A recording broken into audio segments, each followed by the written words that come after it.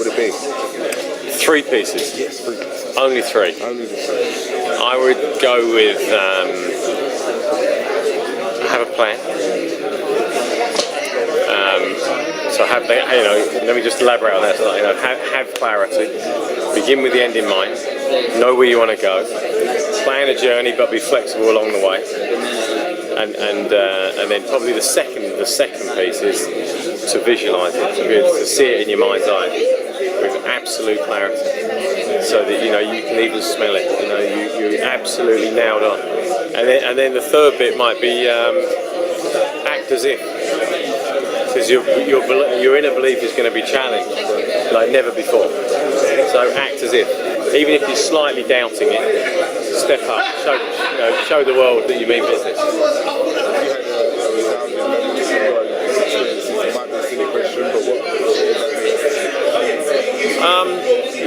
They're all such massive experiences that they never blend in.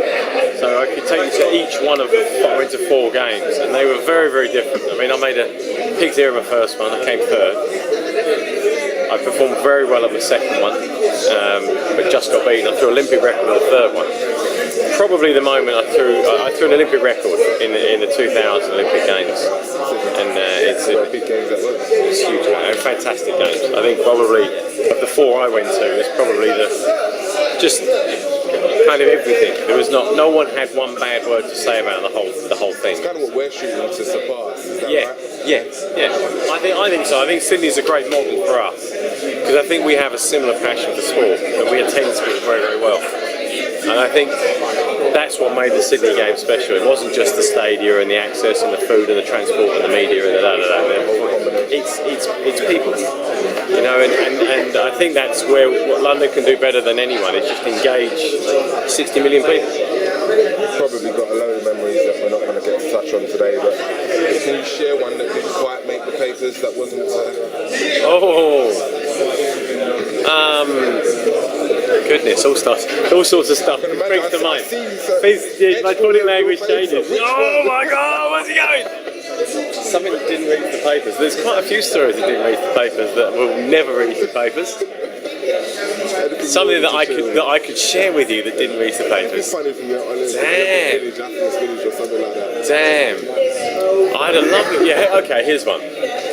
I had a fantastic experience of meeting. And his name's completely one of the tallest men in the world, the Chinese basketball player. Zhao. So he was at the closing ceremony in 2000, and of course in a crowd of 3,000 athletes, I'm like, oh, there's that bastard. So I made a beeline for him because I wanted a photo with him. Now I'm 6'5", okay, and this guy is a foot over me, okay, so he's up here, okay. So I didn't know if he spoke English, so I kind of did the thing that you do. I went, photo, and he went, no. So knocked me back. So I said, no, photo, no problem, just give 2 seconds. Anyway, my coach is here like this, so I went in like this, put my arm around him like this, and he gave me the big handoff. He gave me the big handoff like that, and I've got this lovely picture of me just sort of being flung through the air like a rag doll by this giant of a man, and I look like a 5-year-old is being told off, and I'm 6'5", and it's just like. Did he ever find out who you were? No, he wouldn't have cared less, would he? He wouldn't have cared less. So it was one of those. Story. Tell me something. Everyone's got a view on what is going to be the resounding legacy of the games. We had it at Stratford in terms of football state. For you, what's the most poignant, the most significant thing about hosting next year? Mine is probably more around the non-tangible, the inspiration, the motivation, the sporting youth, the 10 million kids or however many there are in the country. If they are inspired to go after their dreams, whether it's in sport, in business, whatever, because I think sport is a wonderful metaphor for life, and I think if kids get inspired, whether it's directly or tenuously as a secondary effect, the Olympics will bring kids to life, and that has an impact on health of the nation, obesity, all that. And I think they're the kind of the benefits that we often don't recognise. or buy into them because they're intangible by their definition.